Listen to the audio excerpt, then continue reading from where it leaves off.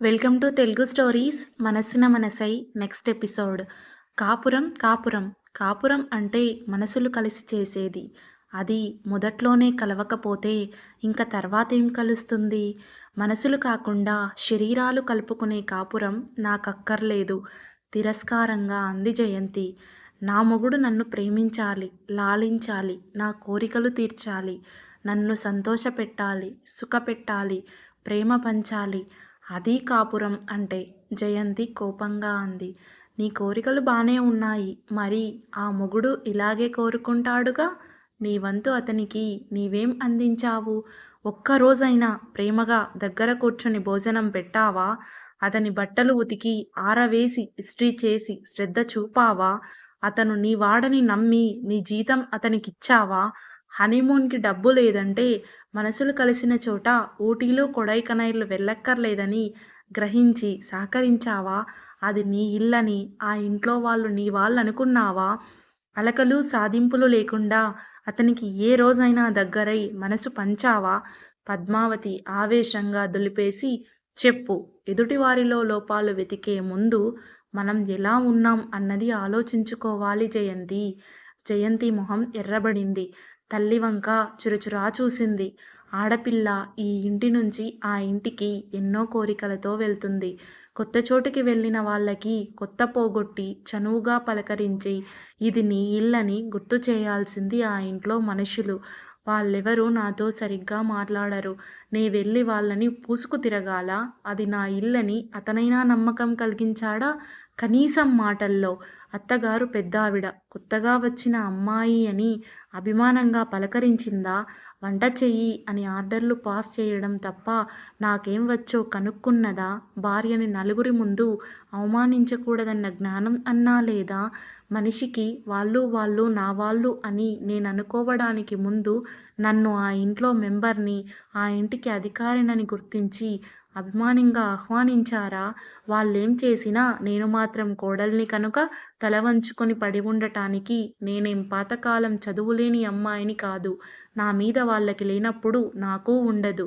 జయంతి తీవ్రంగా అంది.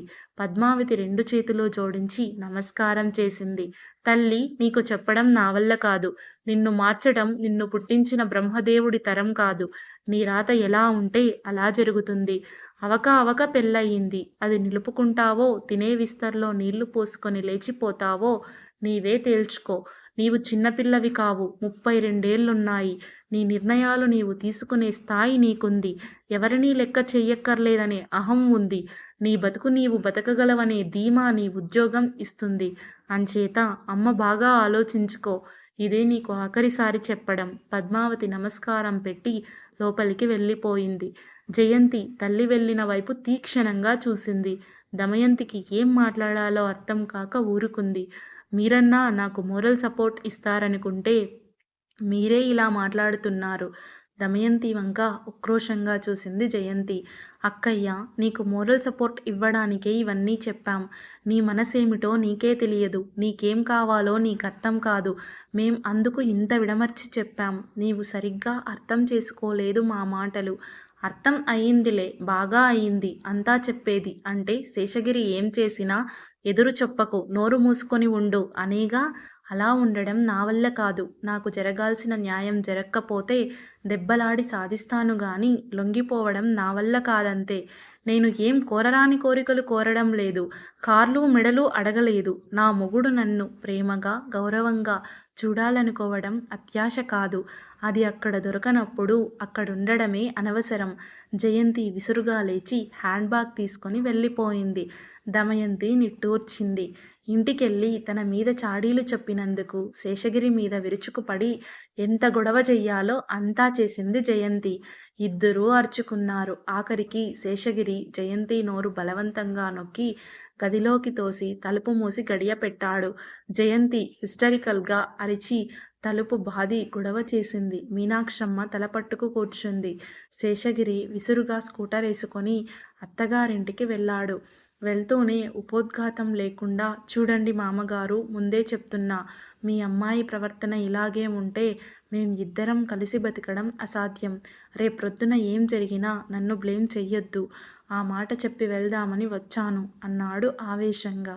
వెంకటేశ్వరరావు, పద్మావతి పాలిపోయిన మొహాలతో, ఏం జరిగింది నాయనా, నీవు అలా ఆవేశపడితే ఎలా? కూర్చో ముందు అంటూ శాంతపరచడానికి ప్రయత్నించారు. ఏం కూర్చోవడమండి, చేసుకున్న రోజు నుంచి ఒక్కరోజు ప్రశాంతంగా బతకనీయడం లేదు మీ అమ్మాయి. ప్రతిదానికి వాదనలే, ప్రతిదానికి గొడవ, ఏదో ఒకటి పెట్టుకొని సాధించి గొడవ పెట్టుకుంటుంది. ఎంత పని సహించమంటారు? ఈవిడ్ని చేసుకొని నాకు ఒరిగిందేమీ లేకపోగా మనశ్శాంతి కరువయింది. గోపాలకృష్ణతో చెప్పానని నన్ను తిట్టి, రక్కి, పీకి, నా చొక్కా చింపి రాక్షసిలా మీద పడింది అంటూ చేతిమీద రక్కులు చూపించాడు. ఆవేశం వస్తే ఏం చేస్తుందో తనకే తెలియదు. తను రక్కుతోందని చెయ్యెత్తి ఒక దెబ్బ వేశాను. దాంతో కొడ్తావా అంటూ మీదపడి చొక్కా చింపింది. ఏమిటండీ ఇది? ఓ ఆడది, ఓ భార్య ప్రవర్తించాల్సిన తీరేనా ఇది? తీక్షణంగా అన్నాడు. పద్మావతి, వెంకటేశ్వర్ల మొహాలు మాడిపోయాయి. చూడు శేషగిరి, దానికి అహంకారం, ఆవేశం ఎక్కువేనని మాకు తెలుసు. కానీ ఇంత అవివేకంగా, అహంకారంగా ప్రవర్తించి కాపురంలో శాంతి లేకుండా చేసుకుంటుందని మేం ఊహించలేదు. ఇందాక కూర్చోపెట్టి ఎంతో చెప్పాం. అందరం నీవు తనమీద కంప్లైంట్ చేశావని దానికి కోపం. అది మాట పడదు. దానికి మంచిగా చెప్తే కాస్తైనా వింటుంది. కానీ అధికారం చూపిస్తే అసలు వినదు. బాబూ, నీవు దాంతో సమానంగా కయ్యానికి కాలు దువ్వకుండా కాస్త శాంతంగా ఉండు నాయనా. పద్మావతి అల్లుడిని అనునయించబోయింది. ఏం శాంతమండీ, ప్రతిదానికి ఆవిడ ఏదంటే దానికి తల ఊపాలి. అంటే ఎలా కుదురుతుందండి? తను అడిగింది వెంటనే జరగాలంటుంది. కాదంటే వచ్చేస్తుంది. ఆవేశం నోటికి ఎంతొస్తే అంత అని అవమానిస్తే ఎంతమని సహించమంటారు? చదువుకున్న ఆడవాళ్ళని చూశాం. ఉద్యోగం చేసి సంపాదిస్తున్న వాళ్ళని చూశాను. ఇదేం పొగరు ఆడదానికి, ఇంత అహంకారం పనికిరాదు. చాలా ఆవేశంగా అన్నాడు. ఇంకేం చెప్పి అల్లుడిని శాంతింపజేయాలో తట్టక ఇద్దరూ మౌనం వహించారు. తలలు దించుకు కూర్చున్న ఇద్దర్నీ చూసేసరికి శేషగిరి ఆవేశం తగ్గింది. సారీ, ఈ విషయంలో మీ తప్పేం లేదనుకోండి. ఇలా ప్రవర్తించమని ఏ తల్లిదండ్రులు చెప్పరనుకోండి. కానీ నాకు సహనం చచ్చిపోయింది. నేను ఏదో ఉద్యోగం చేసే అమ్మాయి అయితే చేదోడు వాదోడుగా ఉంటుంది. నా బాధ్యతలు కొన్ని పంచుకుంటుంది. ఇద్దరం ఓ 2-3 ఏళ్ళు కష్టపడితే ఆ తర్వాత ఇంక మేం ఇద్దరం హాయిగా ఉండొచ్చు. ఇల్లు, వంట అది అమ్మ చూసుకుంటుంది. రేప్రొద్దున పిల్లలు పుట్టినా అమ్మ చూసుకుంటుంది. పెద్ద దిక్కుగా ఉంటుందని ఎన్నో ఆలోచించాను. ప్లాన్లు వేసుకున్నాను. తనకు డబ్బు లెక్కలేదని నన్ను అలా ఉండమంటే ఎలా? నా నెత్తిన ఇన్ని బాధ్యతలున్నాయి. తన డబ్బైనా అలా అయినదానికి కానిదానికి తగలేసి లెక్క లేకుండా ఖర్చు చేస్తే ఎలా? ఆ డబ్బు కోసమేగా నేను ఈవిడ్ని చేసుకుంది. ఆ మాట అర్థమయ్యేట్టు స్పష్టంగా చెప్పినా అర్థం చేసుకోకపోగా నా ఉద్యోగం డబ్బు కోసం చేసుకున్నావు అంటూ దెప్పుతుంది. ఎలా వేగమంటారు ఈవిడతో? పెళ్ళై 2.5 నెలల్లో ఒక్క పూట అయినా కాఫీ చేసిచ్చిందా? ఎంత అమ్మ వంట పని చేసుకున్నా కనీసం కాస్తైనా సాయం చెయ్యొద్దా? ఎన్నని చెప్పమంటారు ఈవిడ మీద? శేషగిరి ఆవేదనగా అన్నాడు. అతనన్నవన్నీ నిజాలే అని తెలిసినా వాళ్ళకి ఇంకేం అనడానికి మిగలలేదు. అన్నీ వింటున్నాం బాబూ. దానికి బుద్ధి జ్ఞానం ఉంటే సంసారం ఇలా రోడ్డున పడేసుకుంటుందా? కాస్త నీవే దాన్ని మంచిగా మార్చుకో. పెళ్ళంటే ఊ, ఆ అంటే తెగిపోయే బంధం కాదు కదా. ఇలా ఇద్దరూ బయటపడి నలుగురి నోళ్ళల్లో పడటం నీకు పరువు తక్కువేగా బాబూ. దాని రాత ఎలా ఉంటే అలా జరుగుతుంది. మేం చెప్తాం, సలహా ఇస్తాం. అంతకంటే ఏం చెయ్యలేం గదా. పద్మావతి ఆవేదనగా అంది. నిజమేననుకోండి. రేపు ఏం జరిగినా నన్ను తప్పు పట్టొద్దని మీకు నా వైపు నుంచి కూడా అన్ని విషయాలు తెలియాలని చెప్తున్నాను. రెండు వైపులా విషయాలు పెద్దవారైన మీకు తెలియాలి అని చెప్తున్నాను. వస్తాను మరి. శేషగిరి లేచాడు. కాస్త నీవన్నా నెమ్మదిగా ఉండు నాయనా. కొన్నాళ్ళు ఓపిక పట్టు.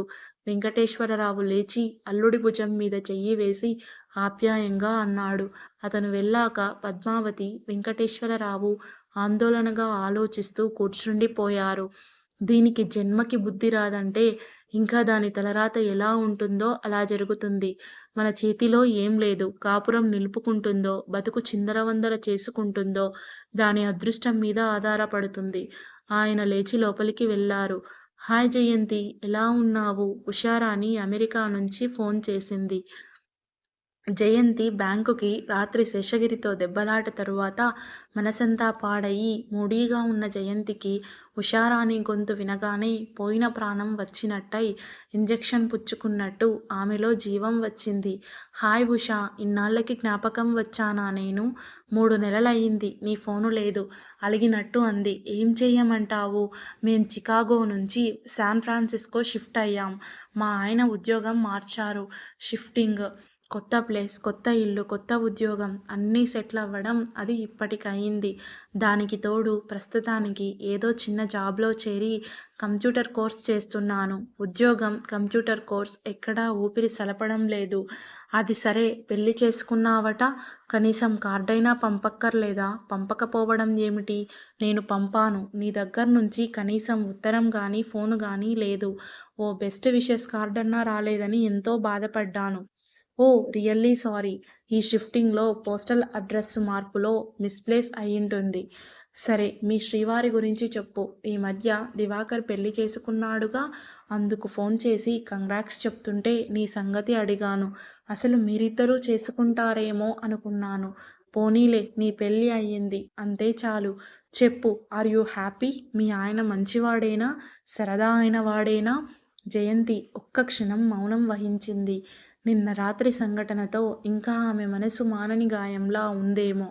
ఉషారాణి ఆప్యాయంగా అడిగేసరికి గొంతులో దుఃఖం అడ్డుపడింది. ఏయ్ జయంతి, ఏమిటి మాట్లాడవు? అనుమానం వచ్చి ఆరాటంగా అడిగింది Usharani. Usha, I'm not as lucky use as your. నా ఆశలు, కలలు, కోరికలు అన్నీ కలలుగానే మిగిలిపోతున్నాయి. చేసుకుంటే నా అదృష్టం ఇలా తగలబడింది ఎమోషనల్‌గా అంది జయంతి పట్టుకున్న గొంతుతో. I'm not at all happy with this marriage. మా ఇద్దరి మధ్య అసలు అండర్‌స్టాండింగ్ లేదు. మొదటి రోజు నుంచి గొడవలే. ఆప్తురాలు దొరికింది చెప్పుకోవడానికి, మనసులో భారం దింపుకోవడానికి అనిపించి చెప్పుకుంది. కనీసం ఉషా అయినా తనని, తన బాధని అర్థం చేసుకుంటుందేమో, సానుభూతి చూపుతుందేమోనని ఆశపడింది. ఉషారాణి ఒక్క క్షణం మౌనంగా ఉంది. జయంతి సంగతి ఆమెకి తెలిసిన విషయమే కనుక. జయంతి, నీవు మరీ ఓవర్ సెన్సిటివ్‌గా, ఓవర్ ఎమోషనల్‌గా ఉంటే లాభం లేదు. ఇద్దరూ కొత్త వ్యక్తులు కలిసి బతకాలని నిర్ణయించుకున్నప్పుడు ఒకరి షార్ట్ కమింగ్స్ ఒకరు అర్థం చేసుకొని అడ్జస్ట్ అవ్వాలి. కొన్నింటికి థిక్ స్కిన్డ్ అవ్వాలి. వ్యక్తిత్వాలు, అభిమానాలు అన్నీ ఉత్తమాటలు. పెళ్ళికి కావాల్సింది అడ్జస్ట్‌మెంట్ ఒక్కటే. నీవు అన్నింటికీ ఓవర్ రియాక్ట్ అవ్వకూడదు స్నేహితురాలిగా సలహా ఇచ్చింది. నీకు తెలీదు ఉషా, ఫోన్‌లో అన్నీ ఏం చెప్తాన్లే. చాలా గొడవలున్నాయి మా మధ్య. ఈ పెళ్లి నిలుస్తుందో లేదో నాకనుమానమే. ఏయ్, అలా మాట్లాడకు. పెళ్లి చేసుకొని 2 నెలలకే ఇలా అయితే ఎలా? ఒంటరి జీవితం రుచి చూసావుగా. తొందరపడి ఏ నిర్ణయాలు తీసుకోకు. మళ్ళీ ఆదివారం ఇంటికి ఫోను చేస్తాను. నెంబరియ్యి. సావకాశంగా మాట్లాడుదాం అంటూ నెంబర్ తీసుకొని ఫోన్ పెట్టేసింది ఉషారాణి. ఆఖరికి ఉషారాణి కూడా సర్దుకోవాలనే అంటుంది. చెప్పేవాళ్ళంతా ఇలాగే చెప్తారు విసుగ్గా అనుకుంది జయంతి. అసలే విసుగ్గా ఉన్న జయంతికి సాయంత్రం 4 గంటల వేళ దివాకర్ భార్య సునీత చాలా చక్కగా అలంకరించుకొని బ్యాంకుకి రావడం ఈర్ష్యగా అనిపించింది. సునీత తిన్నగా అతని రూంలోకి వెళ్ళింది. దివాకర్ టేబుల్ సర్ది లేచి నిల్చున్నాడు. ఇద్దరూ కలిసి చాలా ఆనందంగా నవ్వుకుంటూ బయటికి వెళ్లారు. మధ్యలో జయంతి టేబుల్ దగ్గర ఓ అరక్షణం ఆగి హలో, బాగున్నారా అంది సునీత. జయంతి మాడిన మొహంతో తలస్థానం తనకి దక్కాల్సింది చేతులారా పాడు చేసుకుంది. అహానికి పోయి సునీతతో పాటు వచ్చిన మంచి పెర్ఫ్యూమ్ సువాసన కాసేపు గాలిలో అట్టిపెట్టుకొని బ్యాంకు వాతావరణాన్ని ఆహ్లాదపరిచింది. అందరూ ఆ జంటని చూసి ప్రశంసలు కురిపిస్తూ మాట్లాడుకున్నారు. జయంతి ఇంక కూర్చోలేనట్టు టేబుల్ సర్ది బ్యాగ్ పుచ్చుకొని లేచి వెళ్ళిపోయింది. వెళ్తుంటే వెనక నుంచి ఈవిడ మొహం ఎందుకు మార్చుకుంది? వాళ్ళిద్దరినీ చూసి ఎవరో సన్నగా అన్నారు. పాపం తన స్థానం ఇంకొకరికి వెళ్ళిపోయింది. మరి బాధ గాదు, మొగుడితో దెబ్బలాడి వచ్చినట్టుంది. పొద్దుట నుంచి అదోలా ఉంది. ఆమె చెవిన పడిన మాటలతో మొహం మరింత మార్చుకుని వెళ్ళింది జయంతి. శేషగిరి, జయంతిల మధ్య మాటల తీవ్రత, దెబ్బలాట అయిన దగ్గర్నుంచి అందరూ భోంచేశాక తను ఒక్కర్తీ వెళ్ళి పెట్టుకు తింటుంది. ఒకసారి, రెండుసార్లు పిలిచి శేషగిరి చెప్పిన మీదట పిలవడం మానేశారు శాంతి, మీనాక్షమ్మ. టేబుల్ మీద అన్నీ వదిలేస్తే పెట్టుకు తినేది. ఒక్కసారి కావాలని అందరూ తినే ముందే తను ఒక్కర్తీ కూర్చుని తిని లేచి వెళ్ళిపోయింది. అది చూసి శేషగిరి మొహం కోపంతో ఎర్రబడింది. ఇదే హోటల్ అనుకుంటున్నట్టుంది. తనకి కావాల్సి వచ్చినప్పుడు తిని లేచిపోవడానికి ఆయన ఏం అనకుండా ఊరుకున్నాడా? జయంతి తనంతట తను వచ్చి మాట్లాడి క్షమాపణ చెప్పందే ఈసారి తను పట్టించుకోరాదని నిర్ణయించుకున్నాడు. చూద్దాం ఏం చేస్తుందోనని పంతం పట్టాడు. అటు జయంతి ఈసారి శేషగిరితో తాడో పేడో తేల్చుకోవాలి మాట్లాడితే. ఇలాంటి చెత్త కాపురం తనకక్కర్లేదు. ఈ పెళ్ళి, మొగుడు వల్ల తనకి ఒరిగిందేం లేకపోగా మనశ్శాంతి కరువయింది. తాను ఒక మనిషి. ఇంట్లో ఉన్నట్లయినా పట్టించుకోని మొగుడెందుకు? తనకి ఈ మాత్రం బ్రతుకు తను హాయిగా ఒంటరిగా బ్రతకగలదు. ఇతని అవసరం, ఆసరా తనకక్కర్లేదు. దెబ్బలాటకి స్వస్తి అయినా చెప్పాలి. లేదంటే పెళ్ళికే చెప్పేయాలి. స్వస్తి తన మాట వినని, తన్ని గౌరవించని భర్త తనకక్కర్లేదు. మిగతా వాళ్ళంతా భార్యల్ని పువ్వుల్లో పెట్టుకు చూసుకుంటున్నారు. తన కర్మ కొద్దీ ఇతని బారిన పడ్డది. ఏమన్నా అంటే శాంతం, సహనం, సర్దుకో అంటూ లెక్చర్లిస్తారు అంతా. ఒకరోజు, 2 రోజులు సర్దుకోవడం. చాలా తీవ్రంగా 2-3 రోజులు ఆలోచించింది జయంతి. ఎంత ఆలోచించినా భవిష్యత్తు ఆశాజనకంగా ఉండే సూచనలు కనపడలేదు. శేషగిరిలో ఏదో మార్పు వచ్చేస్తుందని ఆశించడం అవివేకం అనుకుంది. ఇతను మారడు. కాపురం కావాలంటే తను చచ్చినట్టు అతను చెప్పినట్టు వింటూ బతకాలి. అంత కర్మ తనకేం? తనంతట తాను బతికే అవకాశం తనకి లేకపోతే నీవే గతి అంటూ ఏం చేసినా సహించి పడుండాలి. అసలు ఈ ఇంట్లోంచి విడితే శేషగిరిలో మార్పు రావచ్చు. ఇంట్లో వండి పెట్టడానికి, అవసరాలకి తల్లి ఉండడంతో అతనికి తన అవసరం కనబడడం లేదు రాత్రి తప్ప. అదే వేరే ఉంటే తన మీద ఆధారపడతాడు. చచ్చినట్టు ఇది కావాలి, అది కావాలి అని అడుగుతాడు. ఇద్దరి మధ్య మాట్లాడుకోవాల్సిన పరిస్థితులుండి కమ్యూనికేషన్ గ్యాప్ ఉండదు. ఇప్పుడు ఇంట్లో తన అవసరం ఏం కనబడటం లేదు అతనికి. వేరే ఉంటే డబ్బు డబ్బు అనే గోల కూడా తగ్గొచ్చు. ఇల్లుంది వాళ్ళకి. ఆవిడకి కాస్త పెన్షన్ వస్తుంది. కావలిస్తే నెలకి 1000-2000 పారేస్తే సగం గొడవలు తగ్గుతాయి. వేరింటి కాపురం పెడితే తామిద్దరి మధ్య ఏం జరిగినా తామే సర్దుకుంటారు. వాళ్ళందరూ లేకపోతే ఇద్దరూ ఒకరినొకరు అనుకున్నా 4 గోడల మధ్యే ఉంటుంది. ఇంట్లో ఇద్దరూ ఏ చిన్న మాట అనుకున్నా అందరూ వింటున్నారు. ఇది మరీ అవమానంగా అనిపిస్తుంది జయంతికి. శేషగిరిని దారికి తెచ్చుకోవాలంటే ముందిక్కడి నుంచి వేరే వెళ్ళాలి. తనకో ఇల్లు ఏర్పరచుకోవాలి. తన సంసారం తనిష్టం వచ్చినట్టు తను చెక్కదిద్దుకునే అవకాశం ఉండాలి. తనకి 2 రోజులు ఆలోచించి ఈ నిర్ణయం తీసుకుంది. ఇంట్లో తన వాళ్ళకి చెప్పినా అన్నింటికీ ముందు వాళ్ళే తనకు అడ్డు చెప్తారు. శేషగిరితో స్పష్టంగా మాట్లాడాలి ఈ విషయం అనుకుంది. ఎలా ఆరంభించాలా? అతను తన మాట అసలు వింటాడా అన్న అనుమానం ఉన్నా అవకాశం కోసం ఎదురుచూసింది. నెక్స్ట్ ఎపిసోడ్ ఇంకా ఇంట్రెస్టింగ్‌గా ఉంటుందండి. Thanks for watching it. ఇంతలా ఆదరిస్తున్న మీ అందరికీ హృదయపూర్వక కృతజ్ఞతలు. Thank you.